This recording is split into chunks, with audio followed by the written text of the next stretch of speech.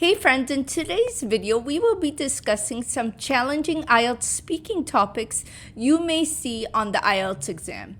If you want to see some sample IELTS speaking questions and answers, then continue watching because I actually provide you with 11 sample questions and answers for the different parts of the IELTS exam. For those of you who don't know, there are actually 3 parts in the IELTS exam. So in this video, I will be giving you a brief description of certain topics you may get, and then I will give you sample questions and answers for each part.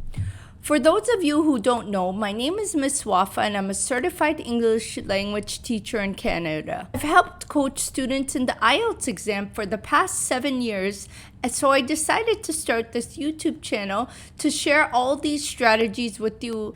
So let's talk about the IELTS speaking topics you may get or you may be asked in part 1 of the exam. So pretty much part 1, the examiner is trying to get to know you, if you work, if you go to school, what your family size is, what your living situation is, and if you reside in a home or an apartment. He may ask you what the best room you like in your house is. So let's look at the first sample question that you may get. So the first question, as you see, for part 1 that you may get may ask something along the lines of if you get along with your coworkers. And what type of answer you can give is you can say, at my workplace, there are many coworkers of mine that work alongside me. This is a great opportunity for me to build to team build and learn from them, which gives me a great opportunity to enhance my skills and learn from others. I've never had any issues with any of them either. So as you could see, I never even mentioned colleagues in the sample answer that I have wrote for you. So if you are able to answer using synonym language, this will help you score a high band, guys, because remember, this is an English test. The examiner is looking for your ability to answer the question like a native speaker. So you want to make sure you show off your skills and give an answer that will impress the examiner. So let's look at the second part 1 sample question and answer you may get. Why did you choose to work in your current position? My current role as a project manager has taught me to manage particular projects and be able to learn how to communicate differently with contractors. I love my current role because sometimes I am working in the office while other times I am working on the road at job sites. So the second one, guys, what has changed about your hometown since childhood? In the past, the shops in my city would close at 6 p.m. on both weekdays and weekends. This would make it very difficult for the younger generation to enjoy their evenings when they want to go out with friends. However, recently there has been a change with the shops closing at 9 p.m., which is a more accessible option. So as you see, I did not mention childhood at all throughout the answer once again. I tried to show the examiner that I understand the question and I am answering something that has changed about my hometown throughout my childhood. So let's look at the next question. The next question asks, do you go to art galleries often? For me, seeing art pieces is a great way to appreciate a person's talent and mindset. I love going to art galleries on a Sunday morning to check out the latest pieces that have been discovered. So guys, remember, the IELTS speaking part 1 should not be a one-word answer. Try to at least give the examiner 3 sentences, 2 to 3 sentences. And the next question asks, do you usually daydream? Guys, this is such an awkward question to get on an exam. Like, how would you even answer such a thing? Remember, they are trying to trick you. So even if you don't know anything about daydreaming, then you say that in your answer. So you can say something along the lines of, daydreaming is something I don't do because I don't think I ever have a moment to think about my day ahead without being interrupted by my little one. So you guys see, my little one refers to my child. I am not using proper English, but this is how native speakers actually speak when they are talking to one another. So now let's talk about IELTS speaking part 2. So between IELTS speaking part 1 and part 2 is a lot more challenging because the examiner will actually give you a set of questions that are related to the same IELTS speaking topic with some subheadings, and you will have 1 minute to prepare for your answer, and then you need to speak for a full 2 minutes, guys. So what I mean by a full 2 minutes, you don't speak for a minute and a half. If you are not sure how you could speak for a full 2 minutes or how you can prepare for that 1 minute the examiner is giving you to speak in IELTS speaking part 2 section, then check out my video right above that I have linked, and this will give you a clear guide of how you can outline or brainstorm your ideas before speaking for a full 2 minutes. So some challenging IELTS speaking part 2 topics you may get are the examiner may ask you a question about a past event or a future event that might have happened or is happening in your life.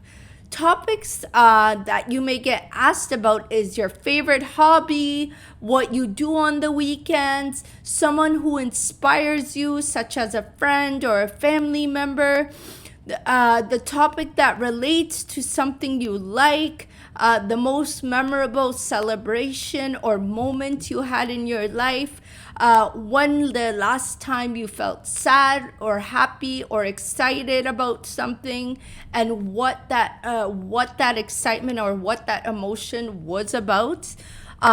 So you need to be prepared to think of these events that happened in your life or these situations you were ever in, and you will have 1 minute once again to prepare your answer to speak to the examiner for a full 2 minutes. So the first question is asking you, describe someone in your family that inspires you. Who is it? What is your relationship with him or her? Why do you find him or her inspirational, and what his or her achievements were that make them inspirational? So guys, one thing before I move on is that you should not memorize these answers. These answers were written for you just to get a general idea of how you should answer your questions. So let's look at this answer. I have a very big extended family, but there is one cousin of mine who I find inspiring. She is someone I often ask for any life advice on my education or struggles I am facing. The advice she gives is never judgmental. She is quite knowledgeable in the life decisions she's made.